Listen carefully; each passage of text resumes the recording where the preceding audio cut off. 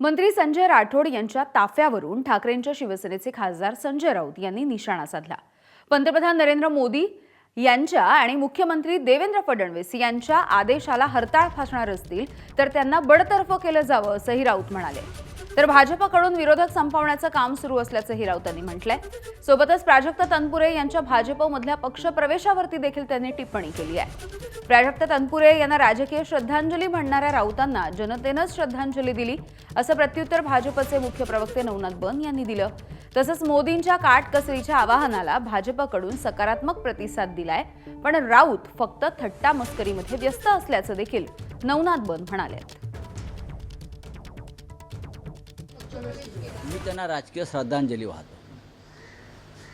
राजकीय शब्द काय माझा, मी अशा लोकांना नेहमी राजकीय श्रद्धांजली वाहतो।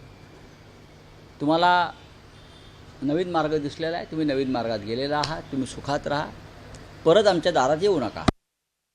महाराष्ट्रातल्या जनतेनं तुमच्या पक्षाला, महाविकास आघाडीला विधानसभेच्या निवडणुकीमध्ये राजकीय श्रद्धांजली वाहण्याचं काम केलंय।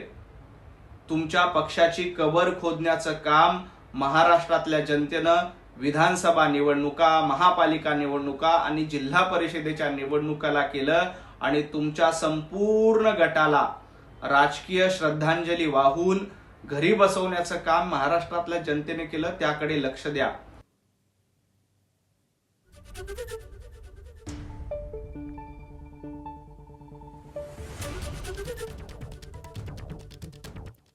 मग कारवाई करा। प्रधानमंत्र्यांचे आदेश पाळले जात नसतील, राज्याचे मुख्यमंत्री देवेंद्र फडणवीस यांचे आदेश पाळले जात नसतील मंत्र्याकडून, तर देवेंद्र फडणवीस यांना अधिकार आहे त्यांना बडतर्फ करण्याचा। त्यांनी करावं, त्यांना कारवाई करावी आणि जनतेला आदर्श घालून द्यावा, एवढंच मी सांगेन। स्वतः मुख्यमंत्र्यांच्या पत्नी आमच्या अमृता वहिनी या सायकलवर फिरतायत ना, आणि फडणवीसांच्या कॅबिनेटमधले मंत्री 25-50 गाड्यांचा ताफा हेलिकॉप्टरसह फिरतायत। ही तफावत जनतेला अस्वस्थ करते। त्याच्यामुळे मुख्यमंत्र्यांनी त्यांना बडतर्फ केलं पाहिजे, अशा मंत्र्यांना कोणी असतील। देवेंद्रजी फडणवीस चार्टर फ्लाईट वापरत नाही, तर सर्वसामान्याप्रमाणे जनरल फ्लाईटने दिल्लीपर्यंत जातात, नागपूरपर्यंत जातात, वंदे भारत एक्सप्रेसचा वापर करतात। संजय राऊत, तुम्ही पंतप्रधान नरेंद्र मोदीजींच्या आव्हानाला प्रतिसाद देणार आहात का?